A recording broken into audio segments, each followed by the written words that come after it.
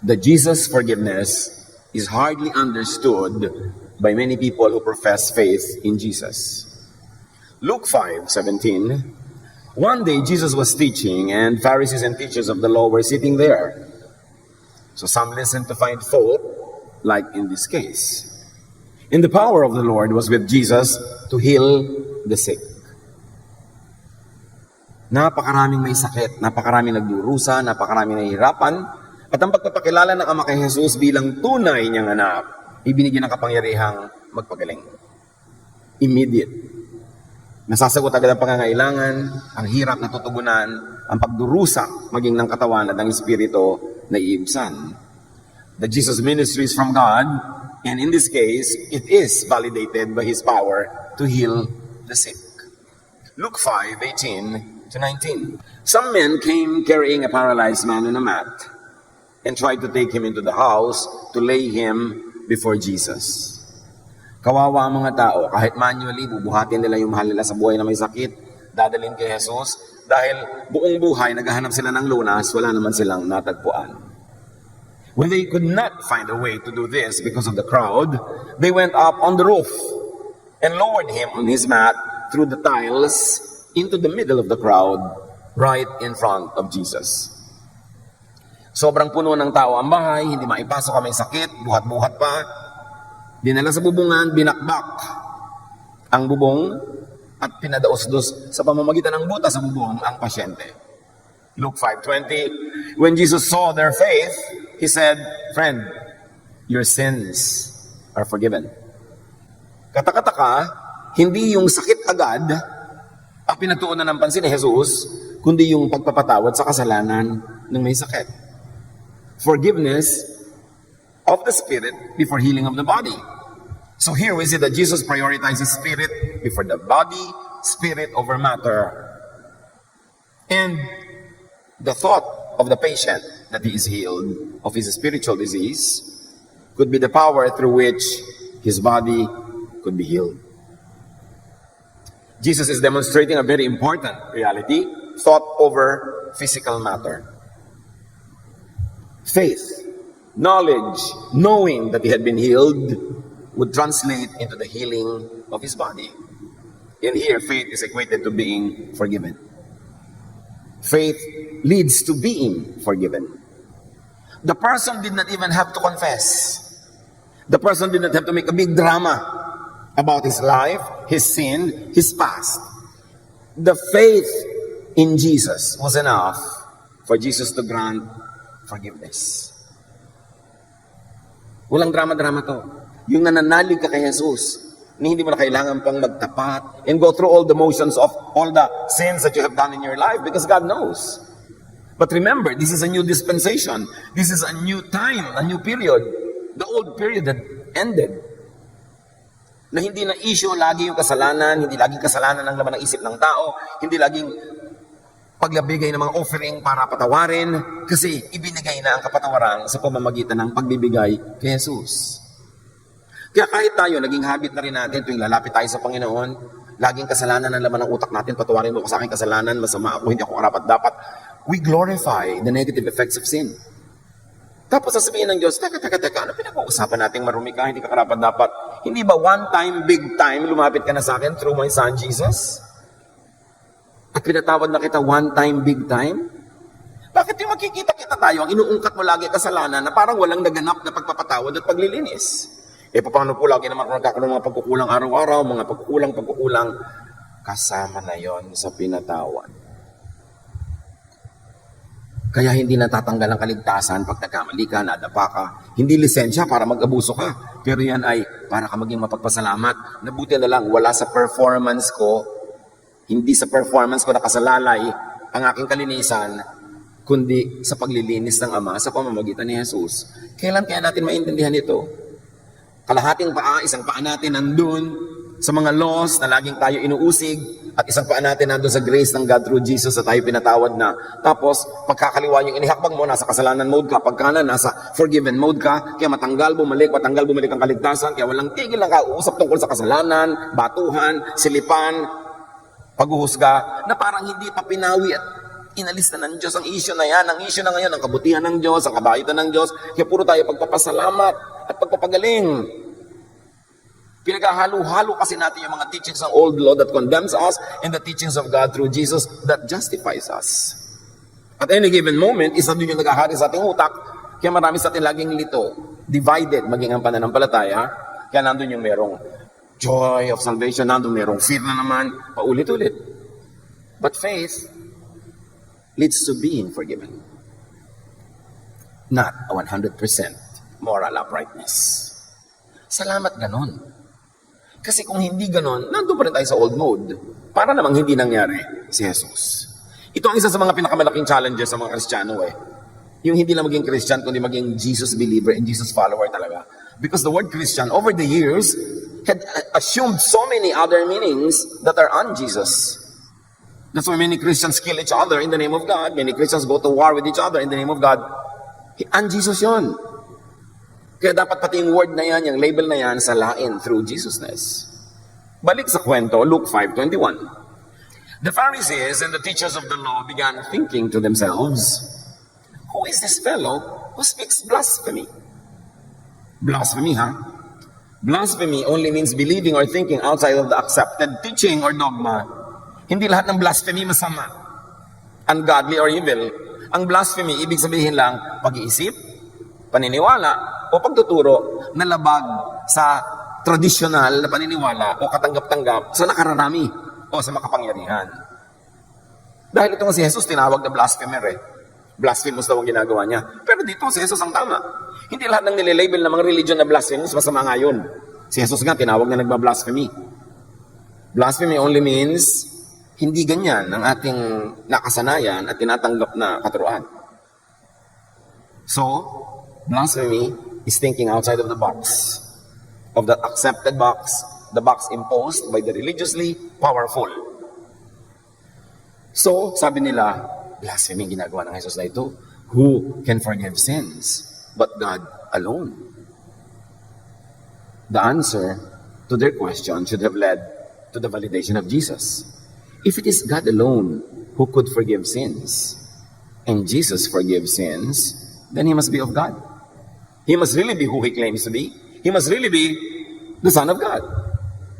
Now, traditional teaching could label anything new to the ears, anything not readily understood.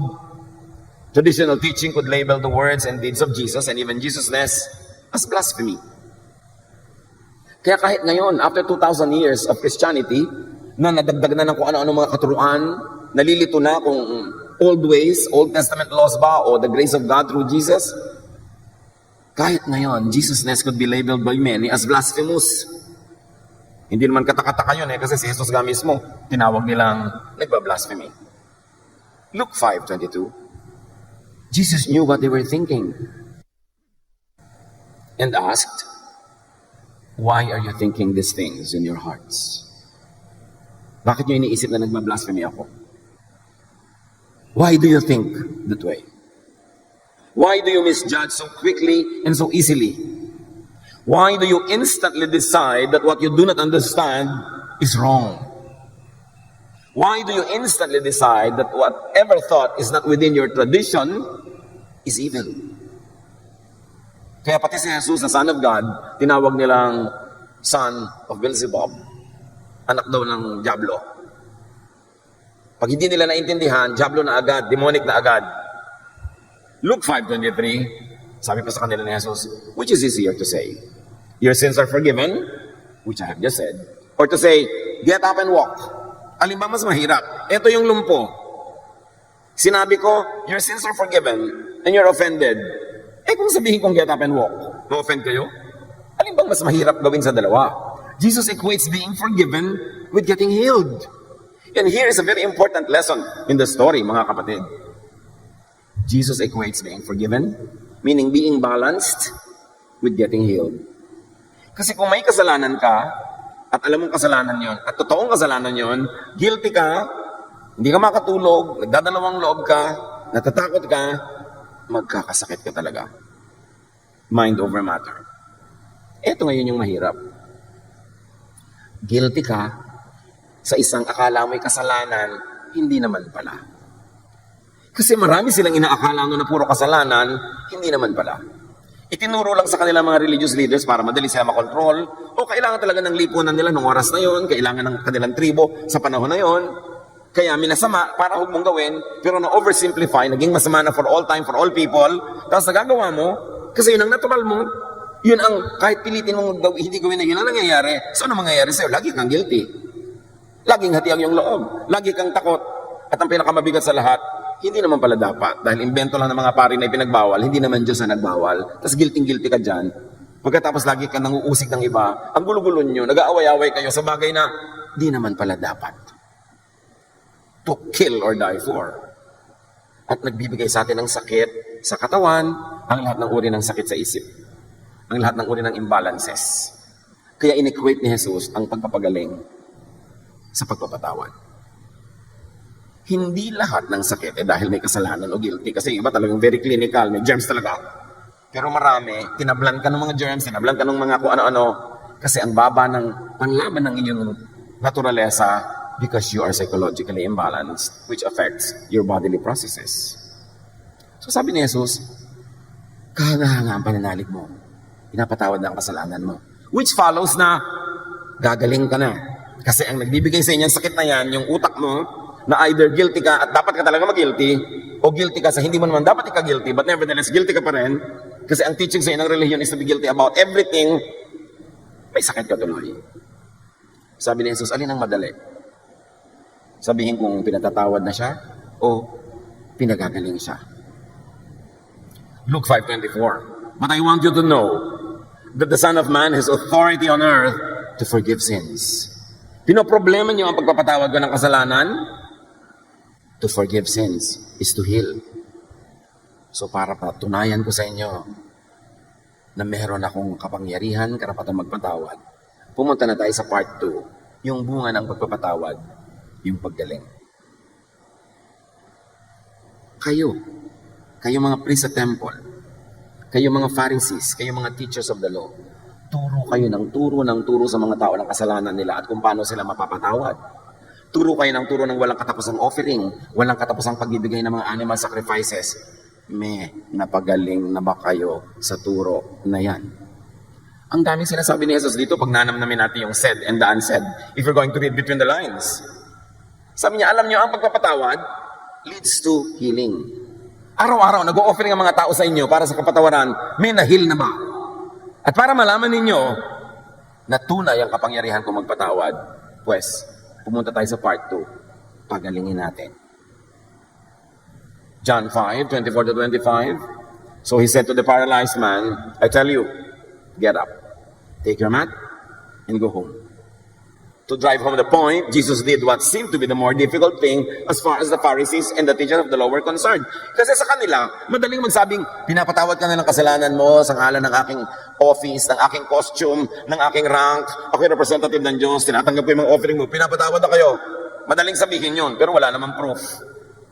But tumalab, sabi ni Jesus, let's go to the proof, which none of you have the power to do and to give. Sabi niya, gumangon ka. Bitbitin mo yung higaan na dating hinihigaan mo lang at ikaw ang binibitbit at umuwi ka na. Resume your life, get a life. Immediately he stood up in front of them, verse 25, took what he had been lying on and went home, praising God. Ano pang masasabi mo sa ganyang klaseng eksena? As you were already forgiven, now reap the side effect of that forgiveness. Get up, you are healed. Result, the forgiven and the healed person praises God. Yung mga teachers of the law, yung mga Pharisees, will they praise God? No! Mag-iisip sila na ng iba namang problema ang ibibigay kay Jesus. Sarado ang utak nila. Hindi natuturuan ang saradong utak. Kahit magpabali-balentong, magpasirko-sirko, magpatalon-talon, pasayawin mo ang mga bundok, hindi sila makikinig. Nagtuturo tayo para doon sa mga bukas ang isip, hindi para sa mga sarado. So huwag kang mapipi, huwag kang umanas o bawasan ang pagtuturo mo for the sake of the sarado dahil baka sila magalit sa iyo, baka kanila i-condemn. Hayaan mo sila, nagtuturo ka para doon sa nakabukas, para matanggap nila ang pagpapalang inilaan sa kanila ng Diyos na handa nilang tanggapin.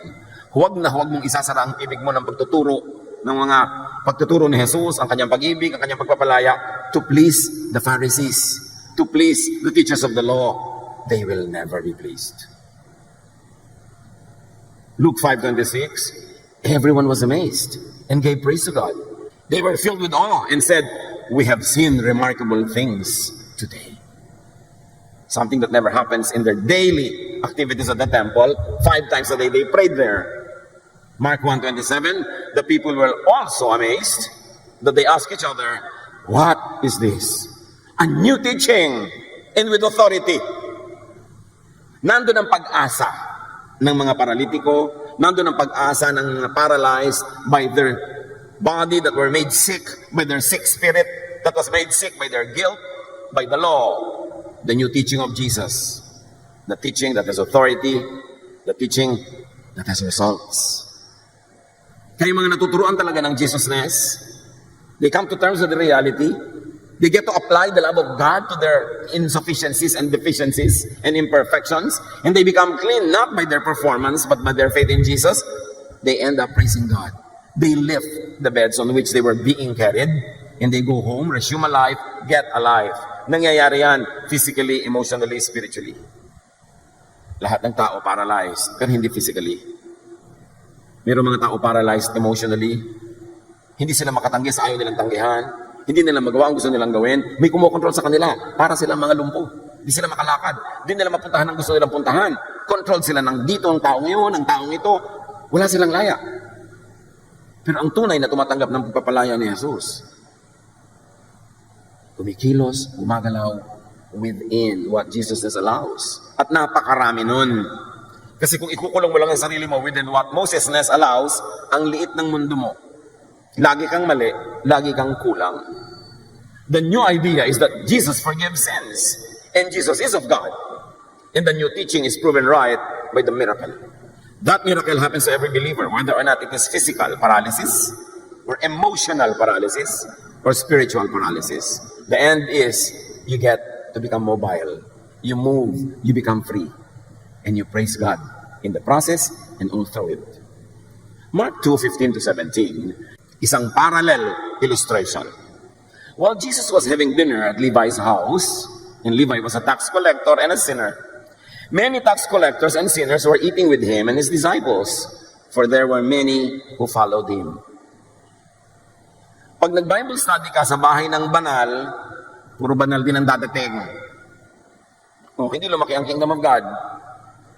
Pag nag-Bible study ka sa bahay ng isang makasalanan, so to speak, isang controversial, isang outsider, yung mga katropa din na magdadatingan, and you extend the kingdom of God. Pag ang lagi mo lang kasama, yung mga relihiyoso na, ang isasama din yan, relihiyoso rin, hindi dadami ang napapalaya ng Diyos. Si Jesus marunong. He was socializing. Gatingin mo, nakikisangkot siya sa mga puwera sa lipunan, sa mga latak, yung mga hindi sinasali sa church, yung mga nilalait, yung lagi na lamang nanilibak, nandun siya. It was the sinners, the rejects, the victims of persecution by the religious that followed Jesus in great numbers. Ang mga tunay na nagsamahan at nagsunuran kay Jesus, hindi yung mga relihiyoso. Yung mga biktima ng relihiyon. Yung mga biktima ng pang-uusig, ng pangungutya, pagpupwera ng relihiyon, nakakita kay Jesus ng kakampi. Nakakita kay Jesus ng pag-ibig ng Ama ng nasa langit na hindi nila nakikita sa mga relihiyoso. So, pag nandun si Jesus, at is silang magpunta. Mga church people, at is ba sa inyo, yung mga kamag-anak at mga kaibigan na hindi nag-church? O pasong-pasok sa inyo? O talagang sinisindihan nyo sila kaya tuloy na papasok? That's not the style of Jesus. That's the style of the Pharisees. Verse 16, so si Jesus ay nandun sa bahay ng isang makasalanan, nagdatingan ng mga kapwa makasalanan, at sila ay namamahal ni Jesus, nalilinis ni Jesus, natuturuan. When the teachers of the law, who were Pharisees, saw him eating with the sinners and tax collectors, they asked his disciples, why does he eat with tax collectors and sinners? The question should be, why not? Para ngayon yung mga Kristiyano ng mga church bully, makita ka sa mall, bakit yan ang kasama niya? Diba? Nakita niyo ba yung kasama ni sister, ganito, ni brother, ganon? Sabi niya, sino bang magiging kasama ni Jesus kung nagmalling siya? Sa palagay niyo kaya, kabarkada niya yung mga conservative? Kasama niya doon sa food court yung mga banal-banalan. Nangyari na yan noon. Ang nakakapagtaka, bakit pa ulit-ulit na nangyayari pa ngayon na parang walang Bible na mababasa mo naman? Sabi niya, why does he eat with tax collectors and sinners? The religious leaders wouldn't do a Jesus, obviously. Hindi nila mamahalin, lalapitan, sasamahan ang mga iniisip nilang marurumit makasalanan. 17. On hearing this, Jesus said to them, it is not the healthy who need a doctor, but the sick. I have not come to call the righteous, but sinners. Paano mo tatawag yung sinner kung yung activity mo sobrang banal ang dating, sobrang churchy ang language, churchy ang tugtog, churchy ang lahat? Ang darating lang doon, yung mga church people already. Sabi niya, hindi naman kayo. Kung banal nga kayo at malinis, hindi kayo ang sinadya ko. Hindi niyo ako kailangan. Kasi naghahari-harian na kayo. Boss na kayo eh. Kayo na yung kinakatakutan ng mga sinner, kayo yung nag-judge, kayo yung nagpupwera, para kayong mga konsino. So hindi niyo ako kailangan. Pumunta ako doon sa mga kawawa, kinakawawa, nagtatago sa dilim, inuusig, nililibak ng reliyon. Sila ang pakay ko. Sila ang minamahal ng Ama. At gusto ng Ama mahalin ko. Kasi hindi sila minamahal ng religion. Mahalagang maintindihan yan. At sunod pa ni Jesus sa Luke 19:10, for the Son of Man came to seek and to save the lost. So Jesus came to seek and call sinners who are the sick, the condemned, the outsiders. Alam nyo lang sa kanila, may sakit ka, may ketong ka, marumi ka. Ay naku, walang ospital para sa inyo. Itapon kayo lahat sa labas ng community. Baka mahawa pa kami. Kadiri kayo. At mamamatay din kayo anyway, madibilis. Kasi may sakit kayo, so itatapon ka. Ganun din ang trabaho ng mga religyoso ngayon Pag sa tingin nila, may sakit ka, marumi ka, ayon sa kanilang pananaw, itatapon ka. Kunwari, gagamutin ka, kaya hindi naman talaga. I-judge ka lang, ililabel ka, at ipupwera ka. Diyan magaling ang mga Pharisees sa exclusion. But Jesus cultivates a culture of inclusion. Kaya lahat ng pwera, yun ang welcome sa kanya. Yung babaeng dinudugo, bawal niyang kumakitungo sa kanya, pero hinayaan niyang hawakan yung laylayan ng kanyang damit at gumaling yung babae. Yung mga ketongin na hindi pwedeng lapitan ng tao, babatuhin nga ng tao pag nandiyan yung ketongin para lumayo. Ang mga ketongin may utos na, kailangan sabihin nyo pag may tao, unclean, unclean, I'm unclean, para kalayuan. Labelan mo ang sarili mo para kaipwera. Yan ang mga hinipo ni Jesus. Yan ang mga dinayon niya. Yan ang kanyang pinuntahan at sinadya. Hinawakan, hinipo, minahal. Tapos ang mga Kristiyano baligtad. Kaya lang kaya tayo magiging maka-Jesus talaga. John 1:29, si John the Baptizer, ang daming sumusunod sa kanya at nakikinig kasi kakaiba rin yung turo niya. Wala sa labas ng templo, nasa mga ilog-ilog, nasa mga gilid-gilid. The next day, John saw Jesus coming toward him and said, look, the Lamb of God who takes away the sin of the world. This is loaded with meaning. Si John na pinaniniwalaan ng marami, ginamit niya yung credential niya para ituro yung mga naniniwala sa kanya sa tunay na dapat tingnan si Jesus. Sabi niya, huwag kayo sa akin sa tumingin. Ayan si Jesus, sa kanya kayo tumingin. He is the one who takes away the sin of the world. How does Jesus take away sin? By forgiving sin. Tulad ng nakita natin sa kwento ng pinagaling niyang may kapansanan. And not only that, by paying for sin so that it's already paid for, and you no longer have to pay for it.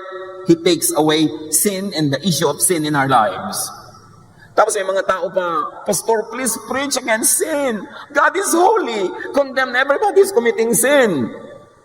Jesus already took sin away. Once in a while, we talk about it to appreciate our freedom, to appreciate the kindness and goodness of God, and to inspire us to live upright lives. But do not expect me to use the pulpit to always bring up the issue of sin. Because Jesus took it away. Tapos balik ka ng balik. Jesus takes away sin by removing the law that makes people sinful. Kung laging yung law, ang laman ng utak mo, lagi ka rin sinful, yun ang ending. How will Jesus take away sin if Jesus will always bring up and implement all the laws that He already came to replace with just one law and commandment, the command to love? Hindi compatible ang law at ang love. Hindi compatible ang old traditions of the temple and the new teaching of Jesus that has power. Pag na-reconcile natin sa utak natin, maiintindihan natin kung sino si Jesus. Pero nung nagtuturo si Jesus diyan, that He was the bread from heaven, ang dami hindi nakaintindi, nag-alisan, ay ayaw namin ang teaching mo. Si Jesus na ngayon nagtuturo, nilayasan pa Kasi ang gusto ng tao, yung dating laman ng utak niya, i-reinforce mo lang. Ayaw niya magbago ng isip. But Romans 12 says, be changed by the renewing of your mind. Hindi ka lalaya pag hindi na bago ang shape ng iyong utak. Hindi ka magpapalaya ng kapwa pag hindi mo binago ang shape ng iyong utak. Jesus came to take away sin, not to put it in the center of our lives, not to make it the usapan all the time, not to make it the standard of daily life. He took away sin. And Jesus took away sin by changing the topic from condemnation to justification. From being dirty to being cleansed. From being an outsider to being children of God. Psalm 103 verse 12, nung paman yan ang gusto ng Diyos, hindi lang sinusunod ng temple, kaya pinadala pa tuloy si Jesus. How far has the Lord taken our sins from us? Farther than the distance from the east to the west. Ganon gusto ng Ama, nakalayo ang usapan at epekto ng kasalanan. Inilayo niya kung gaano kalayo ang silangan sa kanluran. Tapos ikaw naman, lahat na lang ng issue, laging sin ang topic mo, binabalik mo. Inilayo na nga ng Ama, nilalapit mo na naman. Hindi ibig sabihin na mabuhay ka doon sa kasalanan. Pero ang truth is, marami ng dating kinoconsider nilang kasalanan, inalis ni Jesus yung kamandag doon. Binayaran na niya. Kung totoong kasalanan nun, binayaran. At yung hindi naman kasalanan, nagpinagmumukha lang kasalanan ng reliyon, ibinunyag ni Jesus. Kasalanan pala magtrabaho sa Sabat, ha? So nagtrabaho siya na nagtrabaho sa Sabat, ipinakita niya, hindi kasalanan niya, nakala niyo lang.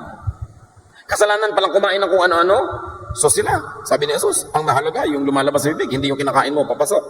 So, ang dami nilang akala, kasalanan, hindi naman pala. Gaano karami sa buhay niyo at buhay nating lahat, ang inaakala natin kasalanan, hindi naman pala.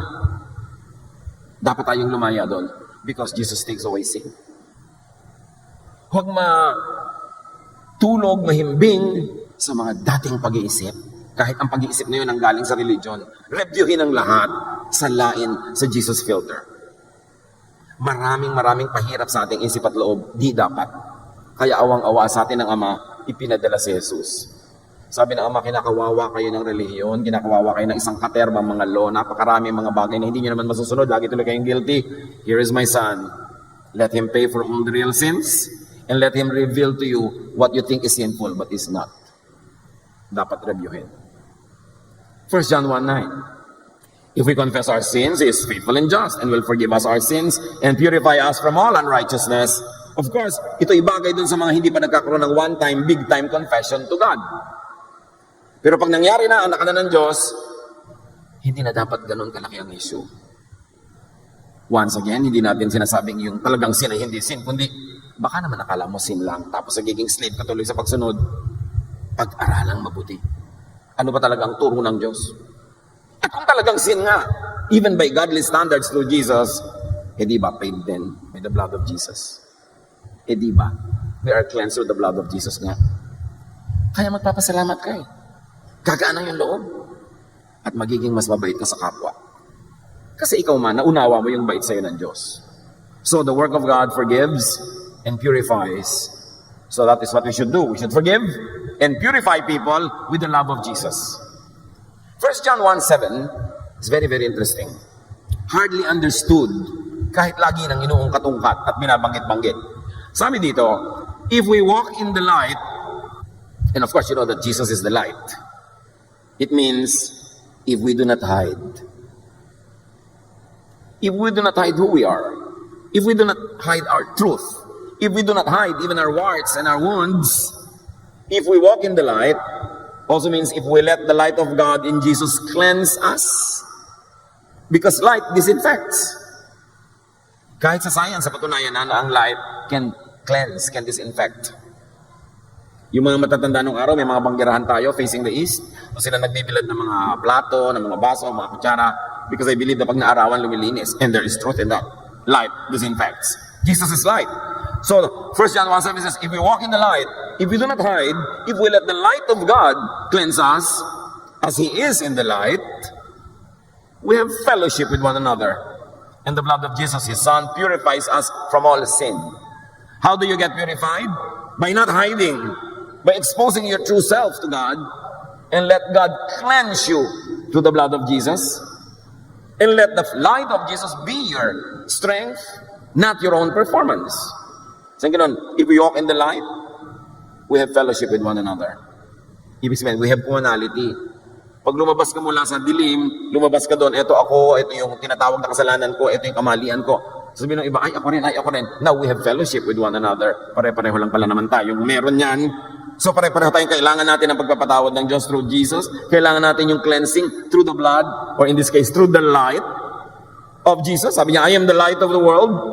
The light, the blood purifies if we do not hide. But why do people hide?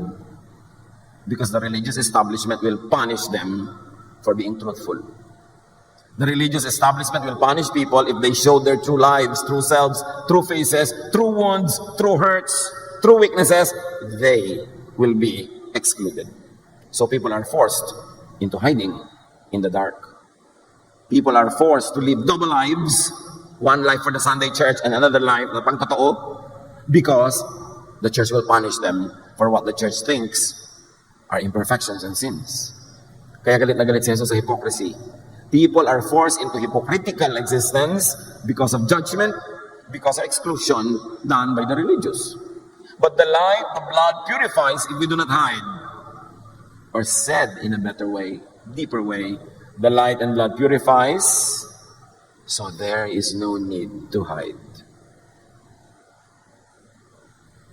So, ikaw kulang ka lang ka. Pinuno na ako ni Jesus. May kulang pa ako sa tingin mo. I'm not hiding. Pinupuno ako ni Jesus. What you should see is the blood of Jesus that cleanses me. What you should see is the love of God that fills me. You should not see the gaps and the kulang and the warts. What you should see is God's grace at work in me. So you don't have to hide. You walk in the light. Because Jesus is light, there is no need to hide. If church people have their hearts in the right places, that they will be supportive of one another, loving to each other, caring, nurturing, that their attention and companionship is restorative rather than judgmental, no one will hide. So habang mga tao ay nagtatago pa, takot pa, ibig sabihin, hindi pa nagiging totoo ang pagiging makahesus ng isang kapatiran. Kailangan pa nilang magtago, natatakot sila sa kapwa nila mananampalataya. Jesus came to set people free from sin. From the power of sin, from condemnation. Biro mo, hindi ka pa kinokondem ng Diyos, hindi ka pa dinadjust ka na araw-araw ng kapwa mo. Hindi ang nagpapahirap sa iyo yung kapwa mo. Jesus came to set people free from that. And Jesus came to set people free from sickness because of sin. Sickness caused by guilt and fear. Many scientists are already doing a lot of studies on this. The relationship between physical illness and religious guilt. And they are seeing very, very disturbing connections. Kaya mas maraming relihiyoso, mas maraming psychological imbalances. Kasi laging hindi nila ma-reconcile yung reality nila at yung expectation ng religion. Jesus bridged the gap. Yung kulang mo pinuno, yung dumi mo nilinis, yung kasalanan mo pinatawad, kaya dapat balance ka na. Grace, not achieved by works. And because of the blood of Jesus, the burden is lifted. Suffering gives way to praise, just like in the case of that paralytic. Jesus does not condemn. Jesus forgives. Why do many church people, why are they in the business of condemnation? That is not the business of Jesus. John 8:10-11, Jesus stood up and said to her, the woman caught in adultery, "Woman, where are they? Is there no one to condemn you?" She said, "No one, sir." Jesus said, "Neither do I condemn you. Go, and from now on, don't sin anymore." Hindi siya kinondemn. Pero sinabihan, may kasalanan ka, tigilan mo. At I will not condemn you. When people condemn a sin, usually they have a target. Kaya kung minsan yung mga taong, sobrang pastor, mag-preach po kayo against adultery. Nangangaliwa ba asawa mo, sister? Kung po, pumunta na lang kayo sa akin mag-asawa. Huwag na nating idama yung buong church sa issue na to.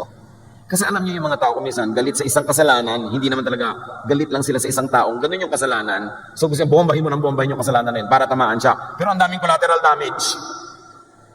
Kaya yung mga iba, gusto bombahin po natin ang buong city kasi may isang terrorist dyan. Ba't di mo lang hanapin yung isa na yun at siya na lang ang tulong mo? Idadamay mo ang lahat. Kailangan merong focus. Marami kasing madadamay. Ayaw ni Jesus ng gano'n. Sabi niya, I want you to rest, to be restful.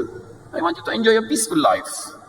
Romans 2:1, some of you accuse others of doing wrong, but there is no excuse for what you do. When you judge others, you condemn yourselves because you are guilty of doing the very same thing. Hindi po kasalanan yung kasalanan nito. Pero may iba ka rin kasalanan, tama? Meron po. Di ganun din yung kasalanan lang lahat yan. So when you condemn a sinner, you condemn yourself. Judgmental people burn bridges. Do not burn the bridge over which you too must pass. The bridge of grace, the bridge of forgiveness, the bridge of kindness. Because you too need to cross that bridge. Hindi dahil lang may 3 taong ayaw mo makatawid doon, gigibayin mo na yung tulay, pati ikaw hindi makakatawid. Jesus does not afflict.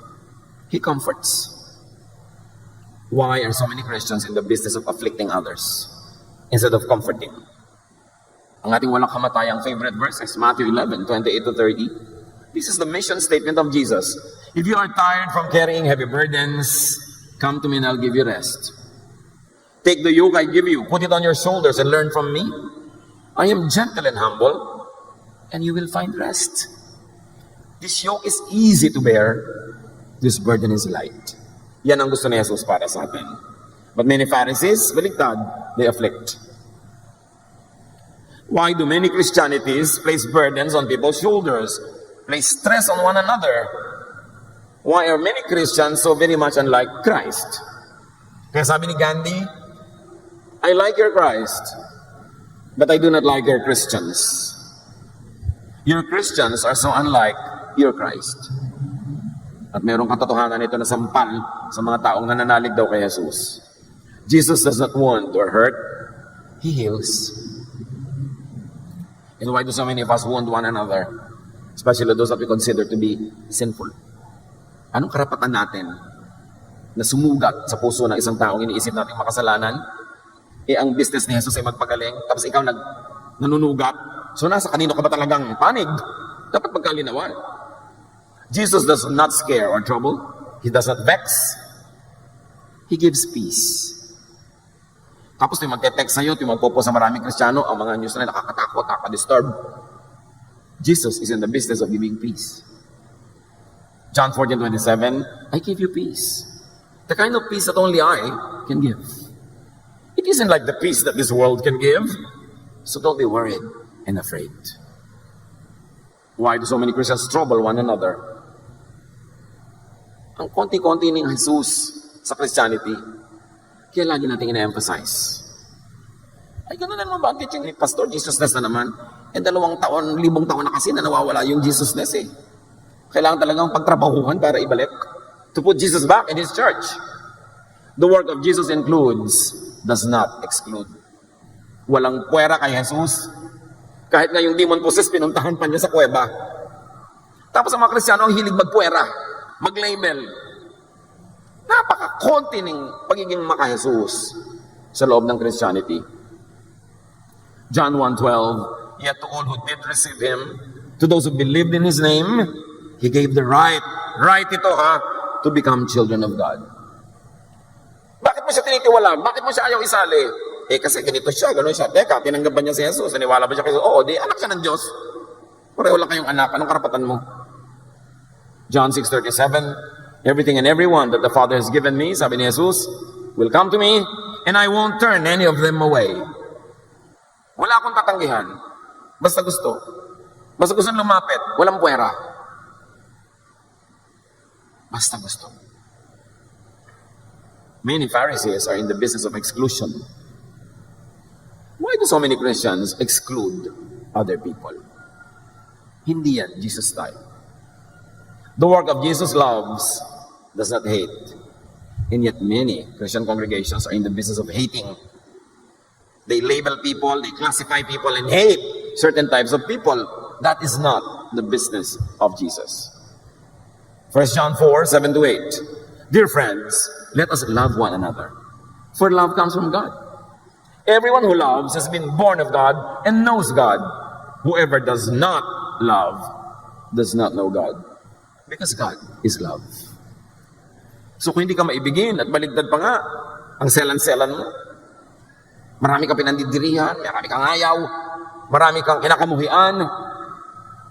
Tulad ka ng Pharisees, many Pharisees teach and promote hatred. Laging merong tatargetin na group, tatargetin na tao, tatargetin na kung sino-sino. Tapos yun ang giging object of hatred. At pasimuno ang maraming Christian churches sa business na ito. The work of Jesus loves does not hate. 1 John 4:20, whoever claims to love God, yet hates a brother or a sister, is a liar. We should be in the business of loving people, of opening our hearts, our doors, even to people we do not like. Because when people believe in Jesus, God gives them the right to be His children. And you as a child of God, has no bigger rights than other children of God. Pare-pareho lang tayo anak ng Diyos. If a Christian hates, if a Christian teaches and promotes hatred, that person is not of God. Yun ang sabi ng verse. Hindi ko anong version ng Bible ang dala-dala mo, hindi ko anong statement of faith mo. No. Isa lang ang litmus test. Loving ka ba? Yun lang. The challenge is to understand Jesus. Pagsikapan, pagtrabahuhan, na maunawa si Jesus. Hindi siya naunawa ng napakaraming mga taong nakarinig sa Kanya. Kaya siya pinatay. Hindi siya naunawa ng marami niyang tagasunod, kaya yung mga iba nag-alisan pa. Dapat nating unawain kasi ibang-iba. Hindi pwedeng pagsabayin yung mga dati nang nakasanayan na pag-iisip at ang very revolutionary, very new teaching of Jesus that is proven with power. The forgiveness of Jesus heals. So are we healed? Are we healing fast? And do we allow other people to heal? Through and by the love and power of Jesus, let us forgive others and help them heal. Whether or not the sin that you assign to them is real or imagined, the ending is the same. Just forgive. Huwag mo na ipagpilitan na totoo siyang makasalanan. Okay, totoo rin tayo makasalanan. God forgive us, so forgive. Paano pa kung hindi naman pala totoong kasalanan? Guni-guni mo lang na kasalanan yon, edi doble ang pananagutan mo sa Diyos. And very importantly, forgive yourself. Be easy on yourself. Madalas ang effect ng religion and religiosity sa tao, self-flagellation, self-judgment, self-condemnation. Nasaan yung peace? Nasaan yung rest? Kung gaano gusto ni Jesus na mahalin mo ang kapwa, sabi niya, love others as you love yourself. Meaning, love yourself and love others in the same way. Kailangan kasali ka sa pinapatawad mo. Kailangan kasali ka sa tinatanggap mo para ang lahat maunawa ang lawak, lalim, ang ganda ng pag-ibig ng Diyos through Jesus. Lord, teach us to understand that we are forgiven. That we are forgiven yesterday, today, and tomorrow. And teach us to extend the same forgiveness to our fellow humans. That we also forgive them for yesterday, today, and tomorrow. So everybody lives in a climate of forgiveness and love that gives rest and peace, which is what you want for us here and in eternity. Pagbulay-bulayan, pag-isipan ng practical na paraan ng pagsunod sa katuroan ni Jesus na ito. Lord, continue to bless your people as we hear your voice, making personal messages to us. Be with the Lord in silent reflection.